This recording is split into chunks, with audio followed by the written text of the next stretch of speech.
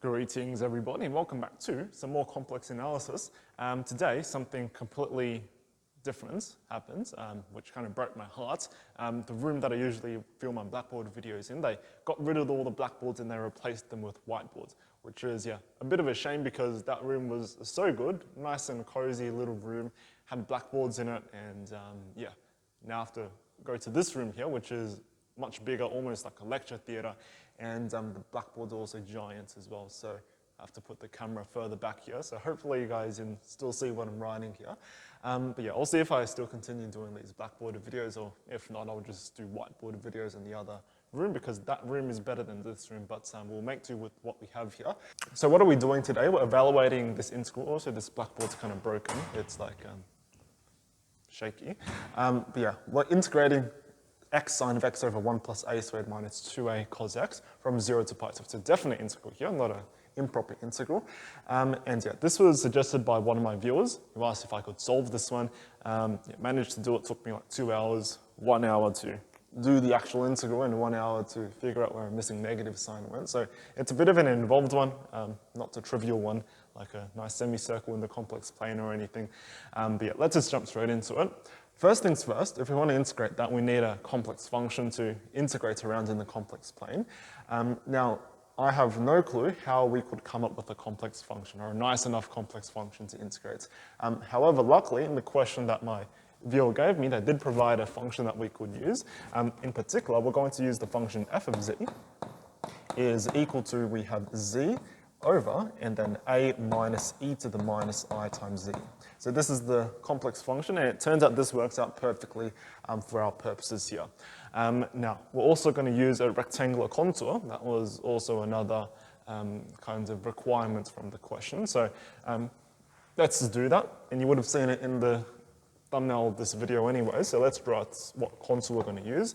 So we're going to go imaginary axis and then real axis here, and then the contour we want to use looks something like this. So we have the two corners at the top here connected by some straight line, and then we have two corners at the bottom, and these blackboards are heavy here, so I have to use a lot of muscle power. I don't go to the gym, so I might struggle a bit, and then we're going to go down and then across. So this is roughly the contour we want to use here. So first things first, we have our function. Let's figure out if there's any poles, because that's going to help us evaluate this contour integral probably. So first of all, let's take a look at the poles here of this function. So where are the poles going to occur? Well, the poles are going to occur exactly when the denominator here is equal to 0. On the numerator, it is a z, and z is a nice and holomorphic function everywhere, so it doesn't really matter. So we're going to take a look at where a minus e to the minus iz is equal to 0. So we're going to let, denominator equal to 0. So a minus e to the minus I times z is equal to 0. And we're going to see where the poles of this thing are, or we're going to see where the solutions would be. So let's take a look at how we can do this. Well, first of all, let's move that exponential onto the other side. So we have a being equal to e to the minus I times z. Okay, now we're going to take the log on both sides. Before we do that though, we want to get all the possible solutions, because in the complex plane, exponential and logs aren't inverses. So to get all the possible solutions to this, what we need to do first of all is multiply this guy by e to the 2 pi I times k, where k is just some kind of integer here. So k is the element of z. Okay, so now we can combine these two guys together. So we'll get a being equal to e, and what can we do? We can factor out, let's say, I. We don't really need to factor out anything. We can just leave it as minus iz and then plus 2 pi I and then times k, like so. And now we should be able to take log on both sides, and we won't get one solution, we should get all the solutions. So we have log of a being equal to, well, minus I times z, and then plus 2 pi I, and then times k. Okay, so this is what we have now. Next thing, we want to solve for what our z would be. So how do we do that? Well, we can just bring this onto the other side and subtract log a from everywhere as well. So we're going to get I times z being equal to, we have negative log of a, and then we still have this plus 2 pi I times k here. And the next thing we could do, well, we want to get rid of this I now, and we can just multiply both sides by negative I, which will cancel out over here. So finally, in the end, we get that z is equal to, if we have minus I, that's negative is going to cancel, leaving us with I times the log of A, multiplying by minus I over here, that's going to be something like, well, I is going to vanish, and then we're just going to be left with plus 2 pi k, I believe. So this is our poles over here. So on our complex plane over here, I think the rectangle's a bit asymmetrical, but oh well. So this is our complex plane. What would this look like? Well, there's a couple cases we need to consider. For example, if a is greater than 1, less than 1, or if even a is negative, what on earth happens there? So for this video, I guess, I think we'll just consider two cases. A is between 0 and 1, and a is greater than 1, because if a is negative, we'll get some kind of complex number here, but it's actually not too tricky to deal with. I'll show you guys at the end of this video. So what would this look like? Well, on this picture, I'm only going to graph it for a greater than 0, because notice, if a is greater than 0, and that implies that the imaginary part of all these z's over here, let's just call them, I don't know, zk, for example. So the imaginary part of all these zk's is going to be greater than 0. If a is less than, and I just wrote a is greater than implication, which doesn't make sense. So if a is greater than 1, then this will happen. However, if a is less than 1, so a less than 1, then what we have is that the imaginary part of all these zk's is actually going to be less than 0. And if a is equal to 1, then the imaginary part is 0, which means our poles actually lie on the real axis. So I'm only going to do this case over here because the second case, well, we just won't have poles in our contour at all because it's always positive. So what happens if a is greater than 0? Imaginary part is greater than 0, and our real part is 2 pi k. So you can imagine we have some fixed imaginary parts over here. Let's say at this position, so this is our imaginary part. So this is, what's that? mz is equal to I times, or log of a, pretty much. And then we have this 2 pi k here, and what that means is that we have a pole at every 2 pi interval along the real line. So we have one at 0 here, because that's k equals 0, our real part is 0.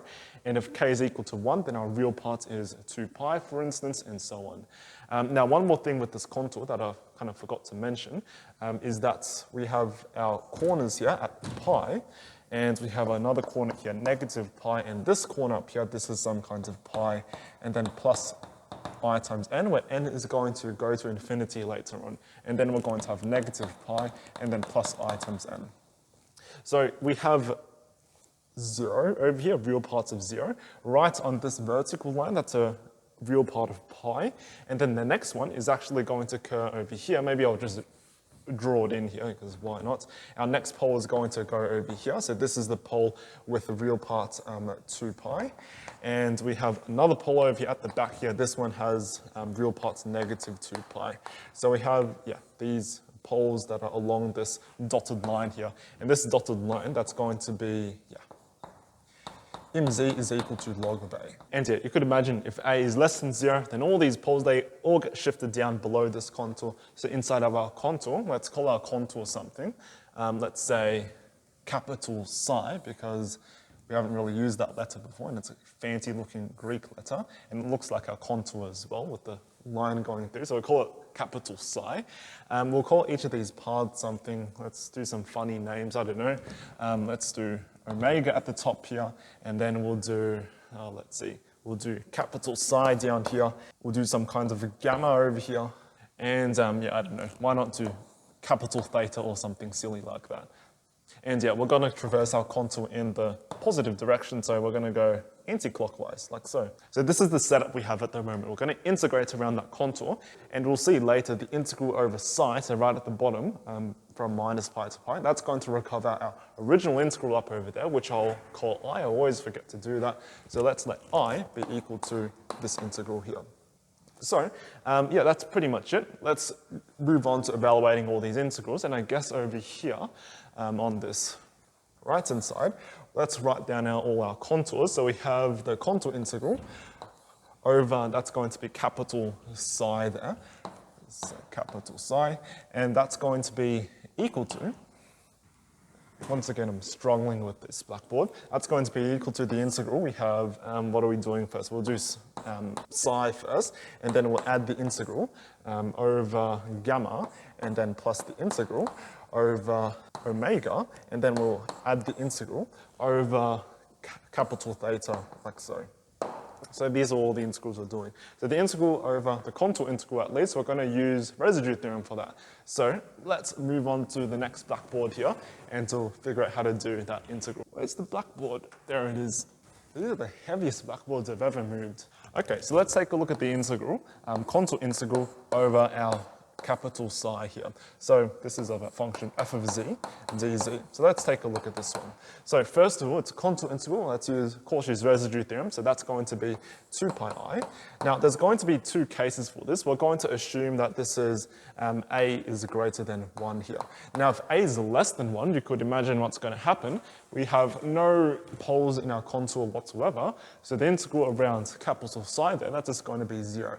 So I'm going to consider the case where we're greater than 1 or a is greater than 1, so we can pick up some kind of residue. So we have 2 pi I times the residue. Where is the residue? Well, it's going to be that pole there, but that's exactly I times the log of a, and then plus 0, our real part is 0. So we have the residue at z being equal to I times the logarithm of a, and then we evaluate it on our function, but what is our function? It's z divided by, and then we have a minus e to the minus I times z, like so. Okay, so how do we evaluate this residue? Well, this is going to give us a simple pole at I times log of a. You can test if it's simple just by using the limits formula for the residue at simple poles, and if that doesn't work, and if you get something infinite, then it's probably not a simple pole anymore. But it turns out this is a simple pole in this case, so how do you evaluate that? Well, it's 2 pi I, and then what you do is you take the limit as z approaches I times log of a, and then you take z minus the pole, so z minus I, we have logarithm of a, and then you multiply that by a function, which is z, divided by, and then we have a minus e to the minus I times z. Now, you'll notice one thing, if z approaches I times log of a, this numerator, that factor, is going to go to 0, and that denominator, because this pole was a solution to the equation we had up over here for that denominator, somewhere up over there, I really don't know where it is, that's going to be 0 on the denominator as well, which is not very good because then we'll have 0 divided by 0. So as always, we'll use a bit of L'Hopital's over here, so let's go down here. So what is this going to give us? Well, using L'Hopital's, we're going to get to 2 pi I, and then we'll have the limit, exact same limit, so the limit as z approaches I times log of a, and then what we'll do is we'll just simply differentiate the top and the bottom. And you'll notice we'll also have a z just sitting at the top there. We can just split that off into its own little limit, or in other words, we can just apply the limits directly over to this z here, because it's not causing any issues whatsoever. So we have the limit, and we're going to differentiate the top, giving us 1 because it's a linear, and the coefficient in front of z is 1, and then differentiating the bottom, what are we going to get? Well, we're going to get, a is going to disappear there. We have, well, 2 negatives which are going to cancel out essentially, and then we have the I which comes down because of chain rule, and then we have e to the minus I times z which remains. And then, as I said before, this is its own little limit, and we can just take the limits on that z on the numerator as well, and that's just going to be I times log of a. So that's pretty simple. Okay, so as you can see here in this limit, nothing's going to blow up, so we can just directly plug I times log of a in. What happens if we plug I times log of a in? Well, we have an I and a negative I here. That's just going to cancel to be 1. So that leaves us with e to the log of a because we plugged it in. But what is e to the log of a? It's just going to be a because the e and the log cancel each other out. So what does this give us? It gives us 2 pi I. And then we have 1 over this guy, we said turns into a here. So this whole part, that turns into a pretty much. We also have an I here, so that's divide by I, and then that becomes an a. And then we had another I, so I and then log of a. And then that's pretty much it. We can cancel some things out, for example, I and I, and that I is still there, so that's just going to leave us with 2 pi I, and then we have the logarithm of a divided by a, and then that's the final answer for the residue at least, so for the contour integral we have there. Okay, so that's one of our integrals done, the integral over big psi. Let's take a look at the integral over capital psi. I really don't know how to kind of differentiate between the pronunciation. One's like xi, and the other is psi, I think. So if you know how to pronounce them differently, let me know, because yeah, I really don't know. So let's take a look at the integral over sine x. And as you'll see, it's going to recover our original integral I that we wanted to. Integral of f of z dz. What is that going to give us? Well, first of all, this is on the real axis here. It's just going to go from minus pi to pi. So instead of f of z, we can just literally just put f of x, because yeah, it's on the real line, so everything's nice and real and so on. And where are we going from and to? We're going from minus pi up to pi. So integral from minus pi to pi of our function, but we put x into our function, so that's going to be something like x, and we divide by a, and then minus e to the minus I times x, and then a dx. Okay, so how on earth do we start simplifying this now and trying to recover our integral? This was what I was stuck on for most of the time, I think, because yeah, it's not at all obvious. But what we can do first of all here is use Euler's formula on this exponential. So let's do that, or maybe there's another way to do it now that I think about it, but this is the way I came up with. So we have integral from minus pi to pi, and then we have x over, and we have a minus, now e to the minus ix, that's going to be cosine of negative x, and then plus I sine of negative x as well. So we have negative cosine of negative x, but cosine of negative x is exactly just the cosine of x, because cos is an even function. So you have cos of x there, and then because of this negative, we're going to have an additional negative I sine of negative x. Now the thing is, sine is an odd function, so if you have a sine of negative x, that's the same as a negative the sine of x. But the thing is, we already had the negative there, so that's just going to turn everything into a positive. So we have a plus I times the sine of x overall. And then maybe I'll just put the dx up over here. Now, the next thing to do is to realize that we have some kinds of real parts here, and then we have some kinds of imaginary parts here. Right? Now, if we have a complex number on the denominator and we really wanted some kind of real number on the denominator, best thing to do is just to multiply everything by the conjugate. So I'm going to multiply the numerator here by the conjugate, so we still have the real part of a minus the cosine of x. Now, instead of addition here, we're going to subtract. So we have minus I times the sine of x. And we're just going to multiply this on the denominator as well, because we have to do the same thing on the numerator and denominator. And the nice thing about multiplying by the conjugate is on the denominator, everything's just going to turn real. So this is going to be equal to the integral from minus pi up to pi. And we have what's on the numerator there. We're going to end up with x, and then a, and then let's just write this as a minus the cosine of x, and then we have minus I, and then x sine of x. So this is looking pretty promising here, because we have x sine of x, which is what we wanted in our original integral. Now, what's going to happen on the denominator here? We're going to have the real part squared, and then plus the imaginary part squared. That's what we get if we multiply a complex number by its conjugate, just the magnitude squared. So we're going to get, what's the real part squared? It's going to be, well, a squared. We have negative 2a, and then we have the cosine of x. And then we also have a plus cosine of x, but this thing is squared. So that's what happens if you expand out this real part here, if you squared the real part. And then you also have plus the imaginary part squared, but that's just going to be plus the sine squared. And one nice thing happens here, cos squared plus sine squared, that's exactly going to be equal to 1, which is good, because if you take a look at the denominator of what we really wanted, what was it? It was 1 plus a squared minus 2a cos of x, which is perfect. That's exactly what we want here. So we got the denominator sorted.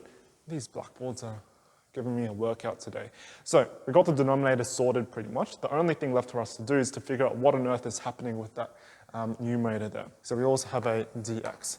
So denominator is sorted. We have this x sine of x, which we want to keep. Now, what's going to happen with x and then a minus cos x? Well, first thing we need to notice is that cos x is an even function. So if you have a constant plus even function, or in this case, a minus cos of x, it's also going to be an even function. And we're multiplying this even function by an x.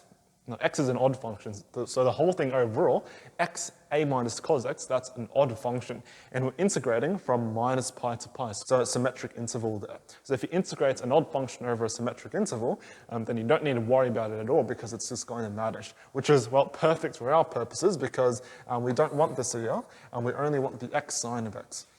Sine of x is odd, x is also odd, that's even, so it's not going to vanish, so we can still keep that there, which is amazing. Okay, so finally, this is equal to. I'm going to bring out that minus I because we don't really want that there. So minus I. And then we have the integral of, we have x and then sine of x. And on the denominator, we said that was equal to, well, a squared.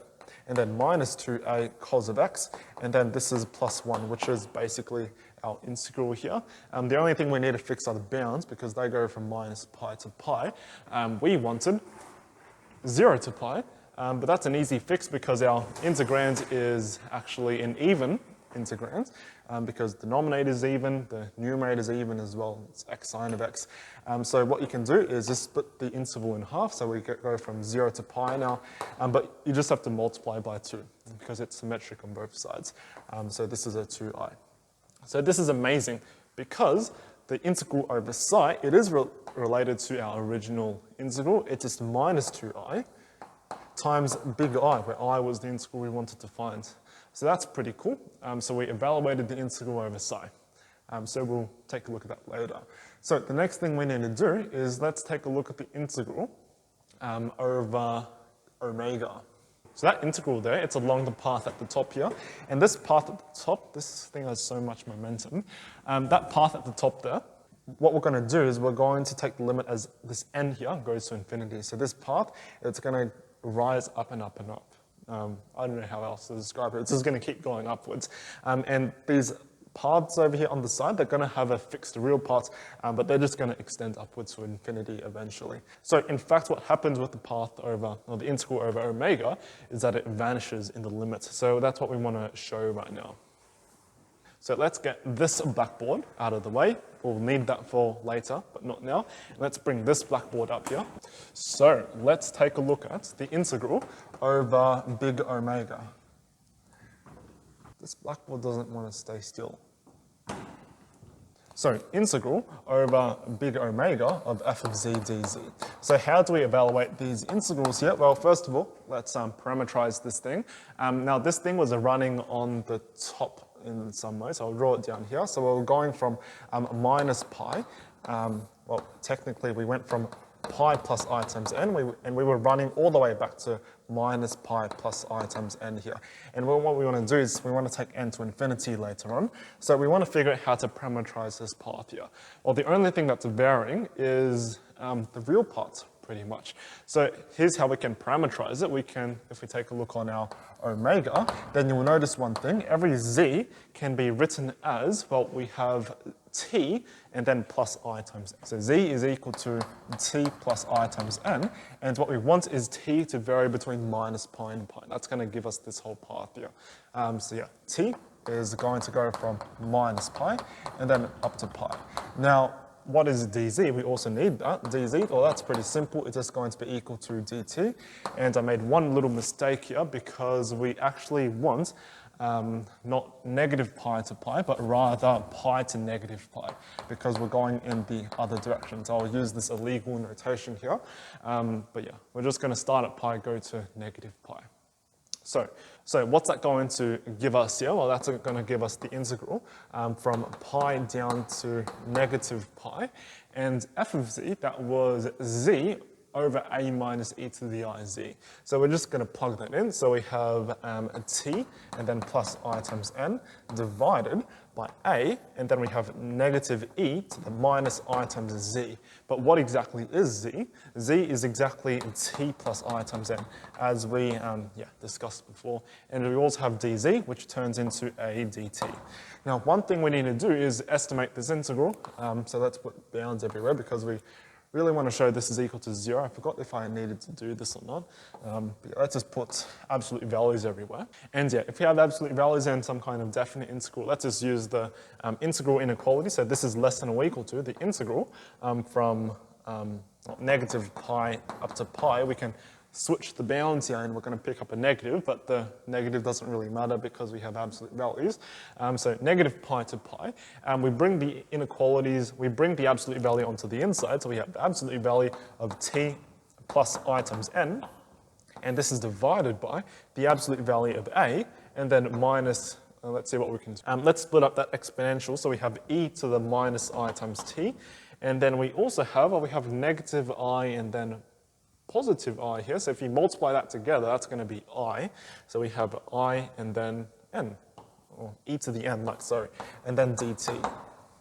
Now, next thing we could do is let's use some triangle inequalities. So on the top, if you have things on the numerator, you always want to use triangle inequality. If you have stuff on the denominator, it's reverse triangle inequality. So maybe I'll remind you guys of what the triangle inequality is here. So the triangle inequality, the TI, if you have absolute value of a plus b, this is less than or equal to the absolute value of a, and then you have plus the absolute value of b. Now, how about the reverse triangle inequality, the RTI? Well, if you have absolute value of a minus b instead, you flip the inequality, so greater than or equal to, you have the absolute value of the absolute value of a minus the absolute value of b. So just have an extra pair of absolute values around everything, and then you put negative instead of positive, pretty much. And yet, the reason why we want greater than here is because if you're on the denominator, you're reciprocating things. So if you want to find an upper bounds, then technically you're finding a lower bounds for the denominator.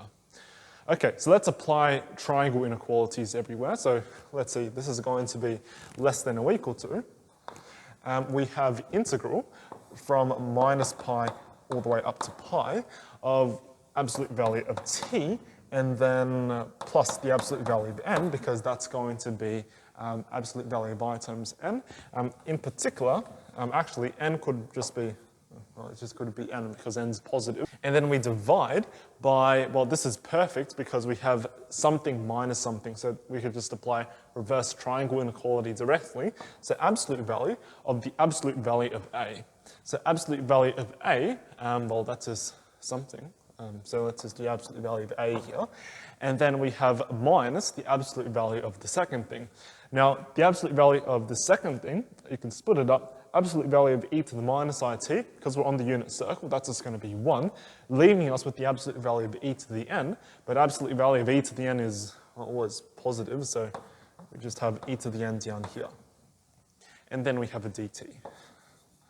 Now, we could bounds this further, actually. I might as well do it on this same line. If you take a look at the absolute value of t, what exactly is t? Well, t was our parameter that was running from minus pi to pi, as you can see over here. So what's the absolute value of t? Well, it actually has a bound. It's less than or equal to pi.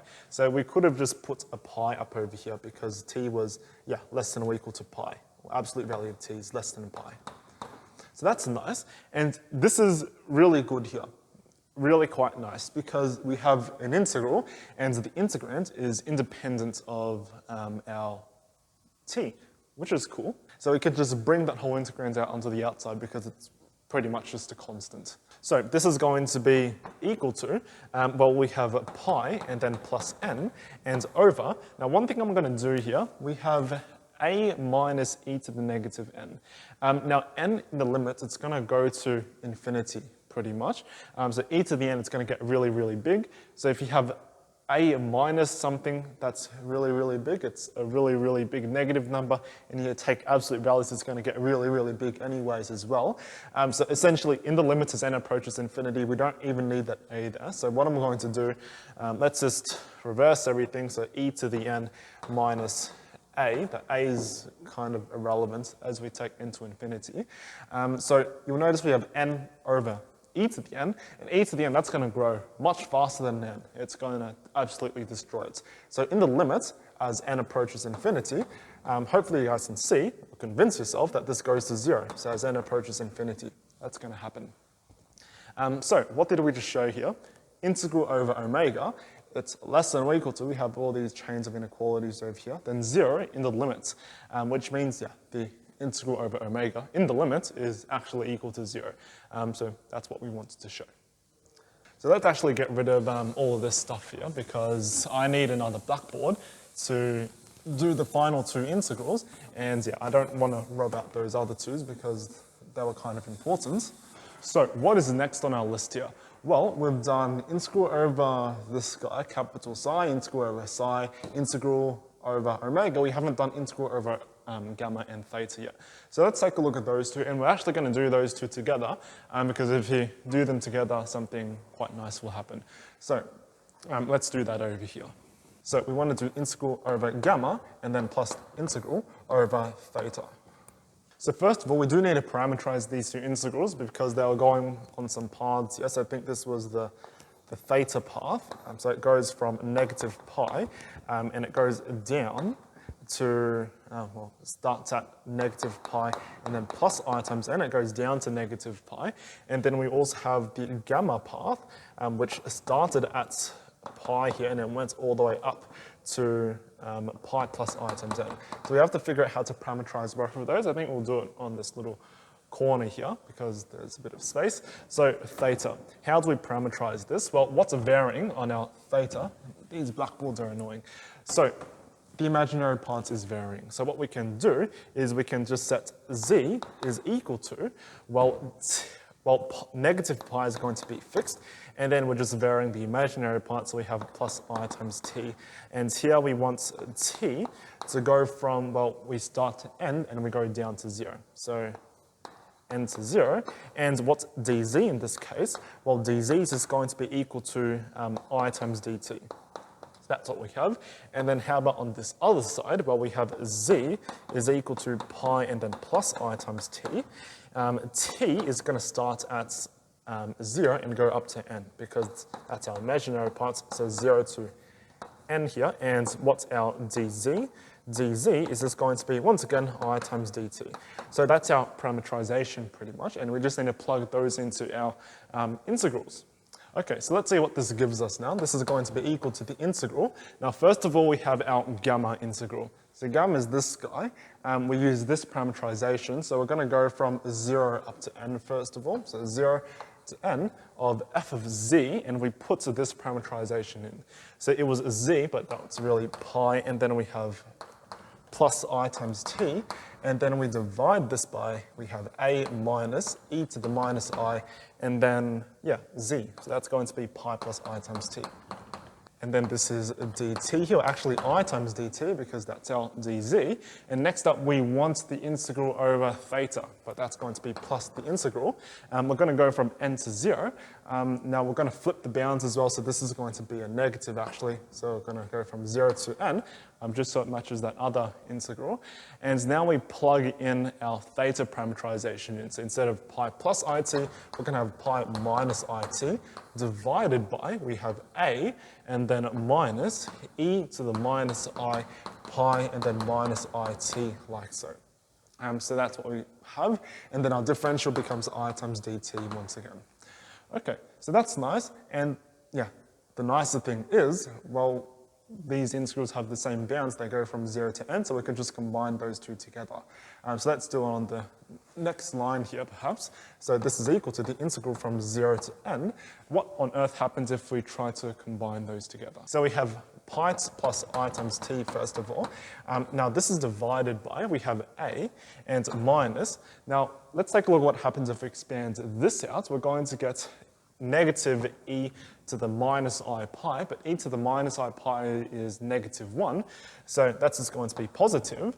And then we have minus I positive I t, so that's just going to be plus e to the t. So hopefully guys agree with that? And then we have a minus of pi minus I times t divided by, well, we can do a similar simplification. We have a minus e to the minus I pi, that's negative, so we have a plus instead. And then we have e, we have I times I, which is negative 1, but then we have two extra negatives. That's an overall negative t at the top there, and then we have our dt. And I just realized I made a bit of a blunder here because this doesn't really make sense at all. First of all, what was our parameterization for our theta? Well, here it is, it was minus pi plus it. So I should have had a negative here and then a positive here, which means this is a negative and this is a positive. So that makes a bit more sense here because I didn't want to have this negative t. So if we expand to everything else, we have e to the I times pi pretty much over here, which is negative 1, so that still works. And then we have e to the negative I and then positive it, and that's the e to the t that we wanted. So that's good, which means we can combine these together now. First of all, this is supposed to be positive and negative here. So first of all, we have pi minus negative pi, which is 2 pi. And then we have it minus it, so these are going to cancel. And what this leaves us with is the integral from 0 to n of, we have 2 pi, and then this is all divided by a, and then plus e to the t, dt. It's a nice and simple integral we get out of both of them. And looks like I also forgot this I here. I'm getting everything wrong today. So here, there was supposed to be an I here as well. So the I, that's just going to, let's just put it up here, so 2 pi I. Okay, so next thing we need to do is to evaluate that integral. So how on earth do you evaluate something over a plus e to the t? Well, we need to use real integration methods here, not complex methods. So a nice way to do this, I think, is just to multiply everything, so the top and the bottom, by e to the negative t. So you have the integral from 0 to n. Let's put the 2 pi I out over here.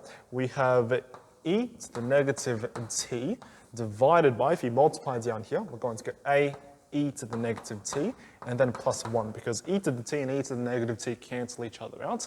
And then, now notice, we have a function down here, and then we have its derivative at the top, or almost its derivative, which is good. It's just off by a constant a, so we put an a out the front here, and then at the front of the integral, we're going to have a 2 pi I, and then this is divided by a instead. So the numerator is in fact the derivative of the denominator. And now we can just u sub this. It's not too tricky to do. It's the u sub here. So we're just going to simply let u be equal to, we have a e to the minus t and then plus 1, which means du, that's going to be equal to negative a e to the negative t and then tt. So we don't quite have it yet. We still need a negative here, so let's just put a negative and a negative here. So now we're going to get the integral. And yeah, by the way, just to make things simple, let's just replace that n there with infinity, because really we're taking the limit as n approaches infinity anyway. So let's just put infinity everywhere. Let's just put arrow here, n goes to infinity, that's what we're going to get. So what's going to happen here? We have a 2 pi I over a at the front. If we plug 0 into that substitution, we're going to get something like a plus 1, because e to the negative t, that's going to be 1. So we have a plus 1, and if we plug infinity into our substitution, these blackboards do not want to move, we're going to get a to the negative infinity, which is 0, and then we go up to 1, so 1 up over there. And then we have negative a e to the minus t dt. That was exactly our du here. So we're just going to have du divided by u. So that's quite nice, du over u. So that's going to be equal to, I think I forgot a negative out the front. So there was supposed to be a negative here. Let's make that clear. So we have a negative. So we have a negative here, so this is negative 2 pi I divided by a. This is going to become a logarithm, so we have the log of u, looks like, and then we're going to evaluate between a plus 1 and then 1. So let's see what that gives us. We can To get rid of this negative, to switch these two over here, because going from a plus 1 to 1 is a bit weird. So we're going to go from 1 to a plus 1 instead. So we just use the negative to switch the order. So let's see what this gives us. This is going to give us a 2 pi I, and then this is divided through by a. If we plug a plus 1 into there, we're going to get log of a plus 1. And if we plug 1 into that logarithm, we're going to get exactly 0. So we don't need to write that down at all. So that guy over there, that's actually the integral, or the sum of the integrals over our gamma and our theta. So we've pretty much got all our integrals evaluated here. The very final thing to do is just to put everything together on our very first Blackboard once again. So it's been a long recording here. I think it's been like 40 minutes or probably even longer, wouldn't be surprised. So first of all, the integral over big psi. What exactly was that? Well, we left the answer somewhere up on this blackboard. Don't know if you guys can see it. But the integral over big psi, that was equal to 2 pi I, and then we have log of a over a.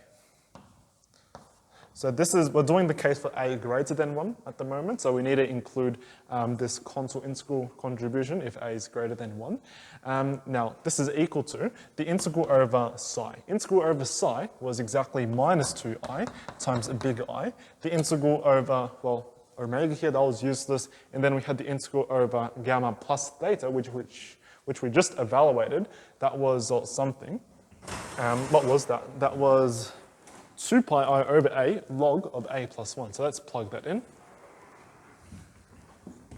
So we have plus 2 pi I over a logarithm of a, and then we have plus 1 here. And yeah, this is just a nice simple equation. We just need to rewrite in terms of our big I. One nice thing though is all these imaginary factors here cancel, so all the i's cancel. Let's bring the 2i onto the other side, so this is going to give us 2i being equal to, that's going to be, well, we can factor out to 2 pi over a. So 2 pi over a. We're going to bring this log a over a onto the other side as well. So we factored out 2 pi over a. This leaves us with log of a plus 1 minus the log of a. But what exactly is that? Well, let's just use some log laws. That's just going to be a plus 1 divided by a, pretty much. So a plus 1 divided by a. And yeah, I guess the final thing to do here, let's just cancel out the 2's. So finally, we have I being equal to pi on a. I think I wrote that a bit too high.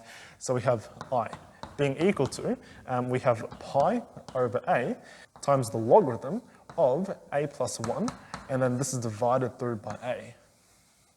So this is the case where a is greater than 1, and how about if a is less than 1, or between 0 and 1 at least?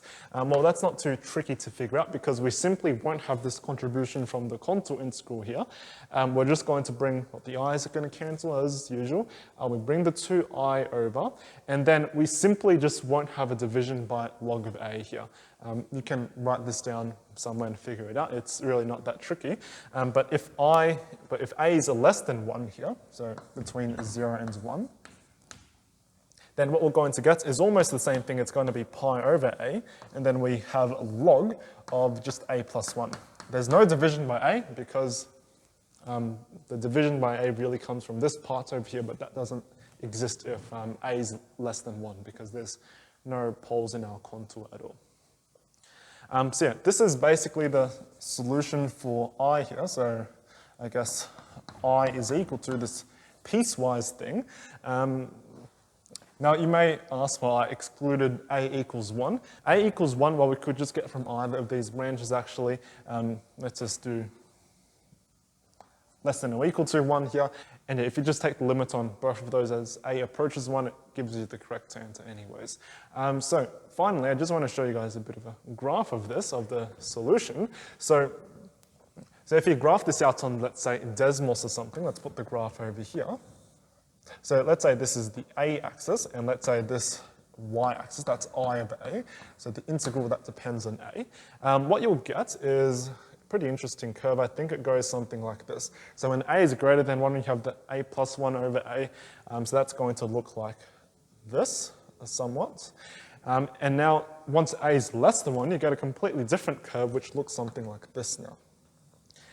Now, this solution, I believe it also extends to a not needing to be greater than 0 at all. You could just have a is less than or equal to 1. This would work, but then you have a bit of a problem because when a is equal to -1, you get a bit of a singularity happening. You have an asymptote here. So you have an asymptote at a equals 1 here, and then what happens, well, before 1 as well, if you keep going backwards, is you have the exact same curve which looks something like this, and it goes on forever. So yeah, this is roughly what the solution, depending on A, looks like. So I'll use these bubbles here, inspired by Friedrich Schuller on his lectures. Those are pretty cool. So this is what we have here. So this A here, so this is at A equals 1, and there you have different curves. So these two branches, these are the same branch of this function here. So yeah, that's pretty much it. I guess I'll just put the 0 back here, just so it makes proper sense. So that's all for this video, actually.